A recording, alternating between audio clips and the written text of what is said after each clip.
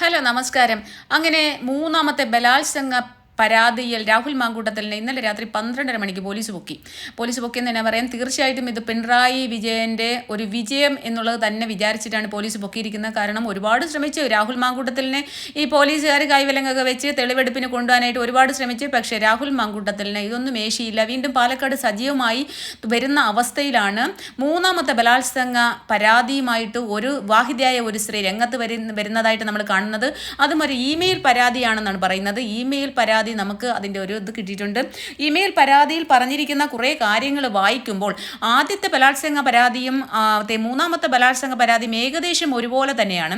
രണ്ടാമത്തെ ബലാത്സംഗ പരാതി പിന്നെ ഏതോ ഒരു റിസോർട്ടിൽ കൊണ്ടുപോയെന്നോ, ആ റിസോർട്ടിൻ്റെ പേരും അറിയത്തില്ല, വണ്ടി അറിയത്തില്ല, എവിടാന്നും അറിയത്തില്ല, ഒന്നും അറിയാത്ത വളരെ എന്താ പറയണേ ഒരു അറിവുമില്ലാത്ത ഒരു ഇമെയിലായിരുന്നു രണ്ടാമത്തെ ഇമെയിൽ പരാതി. അപ്പം തീർച്ചയായിട്ടും പരാതികളെല്ലാം പിണറായി വിജയൻ്റെ മേശമേൽ ഇങ്ങനെ കുന്നുകൂടി കിടക്കുകയാണ്. അപ്പം പിണറായി വിജയൻ സഖാവിനെ യഥാർത്ഥത്തിൽ പറഞ്ഞാൽ വരച്ച വരയിൽ നിർത്തിയ ഒരു നേതാവായിരുന്നു രാഹുൽ മാങ്കൂട്ടത്തിൽ. അപ്പോൾ അതുകൊണ്ട് തന്നെ രാഹുൽ മാങ്കൂട്ടത്തലിനെ ബലാത്സംഗം ഒരു പെണ്ണ് പിടിയനായി സ്ത്രീലമ്പടനായി ചിത്രീകരിച്ചുകൊണ്ട് ജയിലിലിടണം, അതുപോലെ തന്നെ തെളിവെടുപ്പിനായി ഈ ലോകം മുഴുവൻ കൊണ്ടുപോയി നാണം കെടുത്തണം എന്നുള്ളത് അദ്ദേഹത്തിൻ്റെ തീർച്ചയായിട്ടും പിണറായി വിജയൻ്റെ ഒരു അജണ്ട തന്നെയാണ്. അതെന്തായാലും അവസാനം മൂന്നാമത്തെ ബലാത്സംഗ പരാതിയിൽ പോലീസ് വിജയിപ്പിച്ചു കൊടുത്തിരിക്കുകയാണ്. അപ്പം മൂന്നാമത്തെ ബലാത്സംഗ പരാതി എന്ന് പറയുന്നത് ഇവർ വിവാഹം കഴിച്ച ഒരു സ്ത്രീയാണ്. അപ്പോൾ വിവാഹത്തിൻ്റെ പ്രശ്നങ്ങൾ സംസാരിക്കാൻ വേണ്ടിയിട്ട് രാഹുലുമായിട്ട് ഓൺലൈൻ മീഡിയ വഴി അല്ലെങ്കിൽ സമൂഹ മാധ്യമം വഴി ബന്ധം സ്ഥാപിക്കുകയും അല്ലെങ്കിൽ അയാളുമായിട്ട് പരിചയപ്പെടുകയും അതിനുശേഷം അവരുമായിട്ടൊരു ബന്ധം സ്ഥാപിക്കുകയും അപ്പോൾ അതുമായിട്ട് നേരിട്ട് വിഷയം സംസാരിക്കാം എന്ന് പറഞ്ഞ് രാഹുൽ പറഞ്ഞു എന്നും, എന്നിട്ട് ഹോട്ടലിൽ ഒരു റൂം എടുക്കാൻ പറഞ്ഞു എന്നും, അപ്പോൾ അവർ പറഞ്ഞു ഒരു റെസ്റ്റോറൻറ്റ് വെച്ച് സംസാരിച്ചാൽ പോരെ എന്ന് ചോദിച്ചപ്പോൾ അല്ല, ഒരു റൂം എടുത്ത് ഇടൂ, ഞാൻ വരാം, എന്നെ വെയിറ്റ് ചെയ്യൂ അവിടെ എന്ന് പറഞ്ഞെന്നും, അവർ പോയിട്ടൊരു ഹോട്ടൽ റൂം എടുത്തെന്നും ആ റൂമിൽ അവർ വെയിറ്റ് ചെയ്തെന്നും രാഹുൽ മാങ്കൂട്ടത്തിൽ അവിടെ ചെന്ന് അകത്തേക്ക് കയറി കതകടച്ചു കുറ്റിയിട്ട് അപ്പം തന്നെ അവരെ കരണക്കുറ്റിക്കൊന്ന് പൊട്ടിച്ചെന്നും എന്തിനാണെന്ന് എനിക്ക് മനസ്സിലാവുന്നില്ല ഗൈസ്. എന്നിട്ട് അവരെ ക്രൂരമായി ബലാത്സംഗം ചെയ്തു എന്നുമാണ്. എന്നിട്ട് കരണക്കുറ്റി പൊട്ടിച്ചെന്നും അവരെ ബലാത്സംഗം ചെയ്യാൻ ശ്രമിച്ചു എന്നും. അപ്പോൾ അവർ പറഞ്ഞു എനിക്ക് ഓവുലേഷൻ സമയമാണ്, ഗർഭിണിയാവുമെന്ന് പറഞ്ഞു. അപ്പോൾ പറഞ്ഞത് എനിക്കൊരു കുട്ടി വേണം, അതുകൊണ്ട് നീ സമ്മതിക്കണം എന്ന് പറഞ്ഞെന്നും എന്നിട്ട് ക്രൂരമായിട്ട് ബലാത്സംഗം ചെയ്തു എന്നുള്ളതുമാണ് ഇതിനകത്ത് പരാതിയിൽ പറയുന്ന പ്രധാനപ്പെട്ട കാര്യം.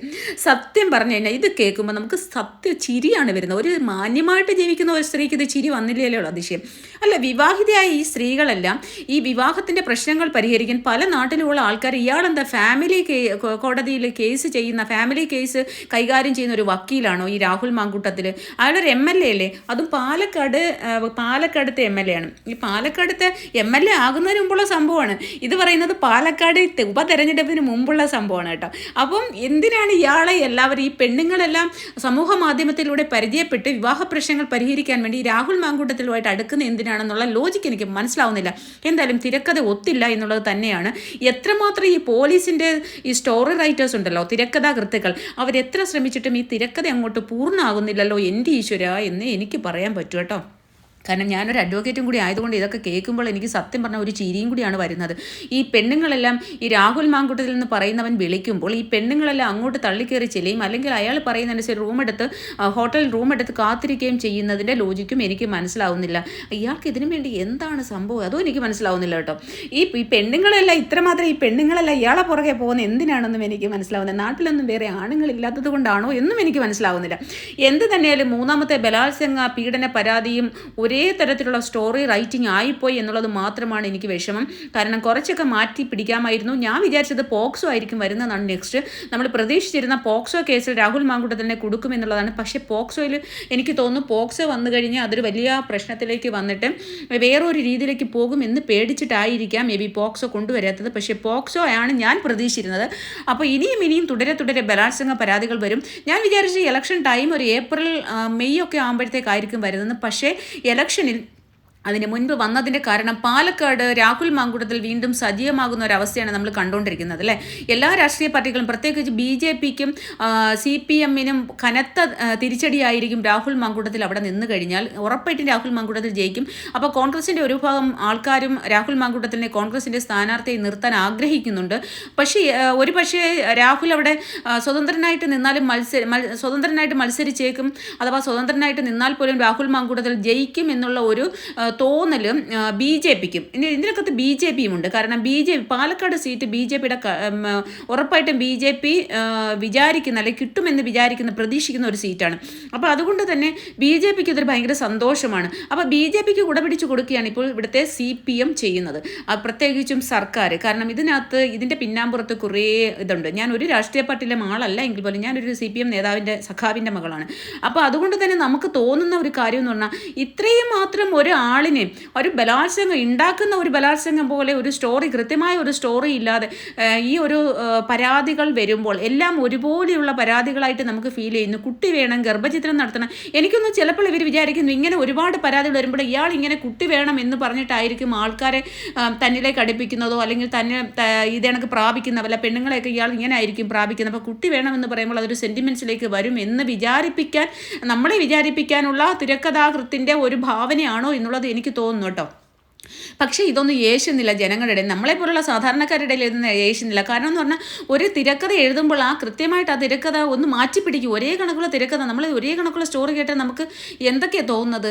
കാരണം ആദ്യത്തിനകത്ത് പറയുന്നത് എന്തോ വിവാഹിതയായ ഒരു സ്ത്രീ അവർ വിവാഹത്തിൻ്റെ പ്രശ്നങ്ങൾ പരിഹരിക്കാൻ വേണ്ടി ഇയാളെ കോൺടാക്ട് ചെയ്യുന്നു, ഇയാളെ അങ്ങോട്ട് കോൺടാക്ട് ചെയ്യുന്നു. അതിനുശേഷം പിന്നെ ബന്ധം സ്ഥാപിക്കുന്നു, അതിനുശേഷം ഫ്ലാറ്റിൽ വരുത്തുന്നു, ഫ്ലാറ്റിൽ വന്നതിന് ശേഷം പിന്നെ ക്രൂരമായിട്ട് അടിക്കുന്നു, ഇടിക്കുന്നു, ഉപദ്രവിക്കുന്നു. അതിനുശേഷം ഇയാളെ വേറെ ക്രൂരമായ ബലാത്സംഗം ചെയ്യുന്നു. പിന്നെ അതിന് കുഞ്ഞുണ്ടാവണമെന്ന് പറയുന്നു, കുഞ്ഞുണ്ടാവാൻ വേണ്ടിയിട്ട് പിന്നെ ഇങ്ങനെ വീണ്ടും പ്രാപിക്കുന്നു. അപ്പോൾ അതിനുശേഷം വീണ്ടും കുഞ്ഞുണ്ടായി കഴിയുമ്പോൾ ഗർഭചിത്രം നടത്താൻ വേണ്ടിയിട്ട് ഇത് ചെയ്യുന്നത് നിർബന്ധിക്കുന്നു. അപ്പോൾ ഇതൊന്നും കറക്റ്റ് അല്ല എന്ന് കോടതിക്ക് മനസ്സിലായി. ഗർഭചിത്രം ചെയ്തിട്ടുമില്ല, ഗർഭചിത്രം അവരുടെ ഇഷ്ടപ്രകാരം ഗർഭചിത്രം വേണമെന്ന് പറഞ്ഞവർ ചെയ്യുമായിരുന്നു.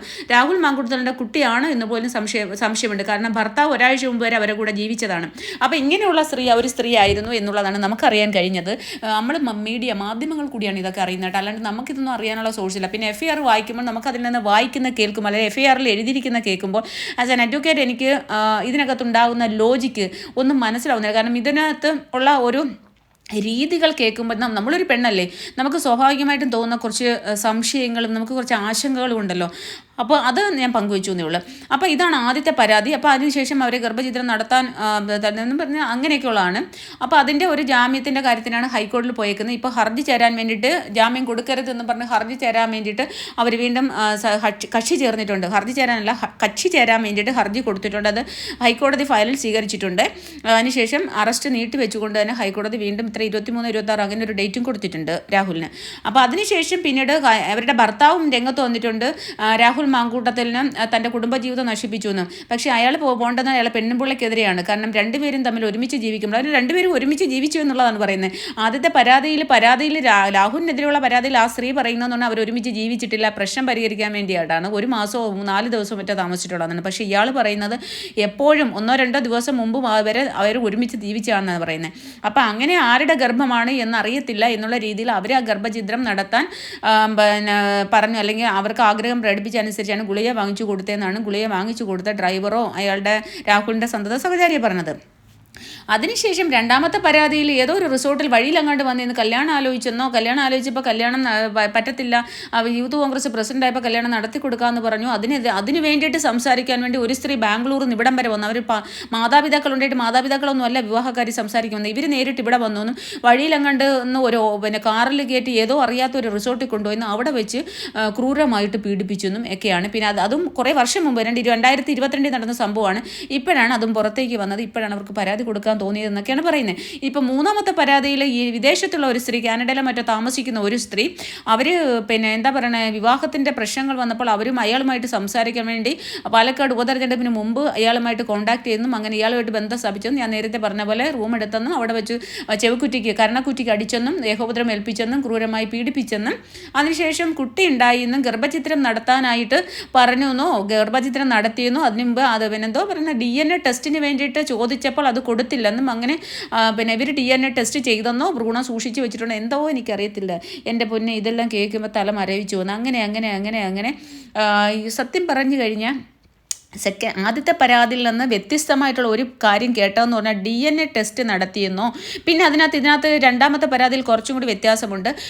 കുറേ കാശ് വാങ്ങിച്ചെന്നും ഒരു ഫ്ലാറ്റ് വാങ്ങിക്കാൻ വേണ്ടി ക്രൂരമായ പീഡനം നടത്തിയ ഒരു സ്ത്രീ ഇയാളുടെ കൂടെ ഒരുമിച്ച് താമസിക്കാൻ വേണ്ടി ഫ്ലാറ്റിന് വേണ്ടിയിട്ട് ഒരു ഉടമസ്ഥനെ കണ്ടുവെന്നും ഫ്ലാറ്റ് വാങ്ങിക്കാൻ നോക്കിയെന്നും, പിന്നെ അതിനുശേഷം ഈ രാഹുൽ മാങ്കൂട്ടത്തിന് ജീവിക്കാൻ വഴിയേ ഇല്ല, അപ്പോൾ അവന് ചെരുപ്പ് വാങ്ങിച്ചു കൊടുത്തതും അവന് മുണ്ട് വാങ്ങിച്ചു കൊടുത്തതും അണ്ടർവെയർ വാങ്ങിച്ചു കൊടുത്തതും ഈ സ്ത്രീയാണെന്നും എന്നൊക്കെയാണ് പരാതിയിൽ FIRൽ എഴുതി വെച്ചിരിക്കുന്നത്. എൻ്റെ ഗായ്സ്, ഇതൊക്കെ കേൾക്കുമ്പോൾ നമുക്ക് എന്താണ് തോന്നുന്നതെന്ന് പറഞ്ഞു കഴിഞ്ഞാൽ ഇപ്പം ഞാൻ പറയുന്നില്ല, എന്നാലും ഞാൻ പറയും. എന്തായാലും രാഹുൽ മാങ്കൂട്ടത്തിനെ ഒരു ദിവസമെങ്കിലും ജയിലിലിടണം, പിന്നെ പീഡന കേസിൽ അറസ്റ്റ് ചെയ്യണം, ജയിലിലിടണം എന്ന് ആഗ്രഹിച്ച കേരള പോലീസിനും അതിലുപരി പിണറായി സർക്കാരിനും തീർച്ചയായിട്ടും സന്തോഷിക്കാം. ഒരു ദിവസമെങ്കിലും രാഹുൽ മാങ്കൂട്ടത്തിൽ ജയിലിൽ അടച്ചു എന്നുള്ളതാണ് നമുക്കറിയാൻ കഴിയുന്നത്. എന്തായാലും അറസ്റ്റ് ചെയ്തു, ജയിലടയ്ക്കും. മജിസ്ട്രേറ്റിൻ്റെ മുന്നിൽ നിന്ന് ഞായറാഴ്ചയാണ് പ്രധാനമായിട്ടും കോടതിയില്ലാത്ത ദിവസമാണ്, അത് നോക്കിയിട്ടാണ് അറസ്റ്റ് ചെയ്തിരിക്കുന്നത്. അപ്പോൾ ഹോസ്പിറ്റൽ പരിശോധിച്ചതിന് ശേഷം പിന്നെ റിമാൻഡ് ചെയ്യും എന്നുള്ളത് തന്നെയാണ് തോന്നുന്നത്. എന്തായാലും കാത്തുനിന്ന് കാണാം. ഇനി അടുത്ത കഥകളും സ്റ്റോറികളുമായിട്ട് അടുത്ത പരാതികളും വരും. എന്തായാലും രാഹുൽ മാങ്കൂട്ടത്തിൻ്റെ കാര്യത്തിൽ ഒരു തീർപ്പായി കഴിഞ്ഞു കേട്ടോ. ഒരു മനുഷ്യനെ ഇത്രമാത്രം തകർക്കാൻ പറ്റും, അത്രമാത്രം രാഹുൽ മാങ്കൂട്ടത്തിനെ തകർത്തു കഴിഞ്ഞു. അപ്പോൾ ആരെങ്കിലും വാ തുറന്ന് സംസാരിച്ചാൽ തീർച്ചയായിട്ടും പീഡനത്തിൽ ഉൾപ്പെടും ആണുങ്ങളെ. ആണുങ്ങൾ സൂക്ഷിക്കുവിൻ എന്ന് മാത്രമേ എനിക്ക് പറയാൻ പറ്റൂ. തീർച്ചയായിട്ടും ഞങ്ങളെപ്പോലുള്ള പെണ്ണുങ്ങൾ ഇനി ഇറങ്ങിയേ പറ്റൂ സംസാരിക്കാൻ വേണ്ടിയിട്ട്. ആണുങ്ങളും പെണ്ണുങ്ങളും ഒക്കെ സത്യം പറഞ്ഞാൽ പ്രതികരിക്കണം. ഇവളുമാർ ഇപ്പം എന്നെപ്പോലുള്ള എന്നെപ്പോലുള്ള പെണ്ണുങ്ങൾ എല്ലാം തുനിഞ്ഞിറങ്ങിക്കഴിഞ്ഞാൽ ഏതവനെയും പിടിച്ചു കെട്ടാൻ പറ്റും, ഏതവനെയും നശിപ്പിക്കാൻ പറ്റും, ഏതവനെയും തകർക്കാൻ പറ്റും. അപ്പം ഞങ്ങൾ ഒന്ന് തീരുമാനിച്ചാൽ, ഞാനെന്ന് പറയുന്ന പെണ്ണൊന്ന് തീരുമാനിച്ചാൽ നിനക്കൊന്നും ഒരു കാര്യമില്ല, നീയൊക്കെ തകർന്ന് തരിപ്പണാവും ആണുങ്ങളെ. അപ്പോൾ പുരുഷന്മാരെ ജാഗ്രതയും, നിങ്ങളുടെ പിന്നാലെ ഒരു സ്ത്രീ ഉണ്ടെന്ന് നിങ്ങൾ എപ്പോഴും കരുതുക. പ്രത്യേകിച്ചും 10 പേരറിയപ്പെടുന്ന, മാന്യമായിട്ട് ജീവിക്കാൻ ശ്രമിക്കുന്ന, അല്ലെങ്കിൽ 10 പേരറിയപ്പെടുന്ന, ഇത്തിരി അത്യാവശ്യം ഈ രാഹുലിന് അത്ര വലിയ സൗന്ദര്യം ഉണ്ടെന്ന് എനിക്ക് തോന്നുന്നില്ല കണ്ടിട്ട് കേട്ടോ. നിങ്ങൾക്ക് തോന്നുമെന്ന് എനിക്കറിയില്ല. അപ്പോൾ എന്തായാലും അത്യാവശ്യം ചെറിയ ഭംഗിയും കാണാനൊക്കെ കുറച്ച് പൗരുഷമൊക്കെ തോന്നുന്ന ആണുങ്ങളുണ്ടെങ്കിൽ, കുറച്ച് 10 പേർ അറിയുന്ന ആളാണ് നിങ്ങളെങ്കിലും നിങ്ങൾ തീർച്ചയായിട്ടും സൂക്ഷിക്കണം. നിങ്ങളുടെ പിന്നാലെ ഏതോ ഒരു നിഴൽ പോലെ ഒരു സ്ത്രീ നിങ്ങളെ തകർക്കാൻ വേണ്ടി പിന്നാലെയുണ്ട്. എന്നെപ്പോലെയുള്ള ഒരു സ്ത്രീയല്ല, എന്നെപ്പോലെയുള്ള പെണ്ണുങ്ങൾ നിങ്ങളുടെ പിന്നാലെയുണ്ട്. തകർക്കുക, നിങ്ങളെ തകർത്ത് തരിപ്പണമാക്കുക, നിങ്ങളുടെ ഭാവി ഇല്ലാതാക്കുക, നിങ്ങളുടെ ജീവിതം കശക്കിറിയുക എന്നുള്ള ഒറ്റ താല്പര്യത്തോടു കൂടി എന്നെപ്പോലെയുള്ള സ്ത്രീകൾ നിങ്ങളുടെ പിന്നാലെയുണ്ട്. ജാഗ്രത പുരുഷന്മാരെ, വീണ്ടും ഞാൻ പറയാണ്, ജാഗ്രത. നിങ്ങൾ ആളാവാൻ നോക്കരുത്. നിങ്ങൾ 10 വാക്ക് മര്യാദയ്ക്ക് ഭരണകൂടത്തിനെതിരെ സംസാരിക്കാനും പാടില്ല. ജാഗ്രത.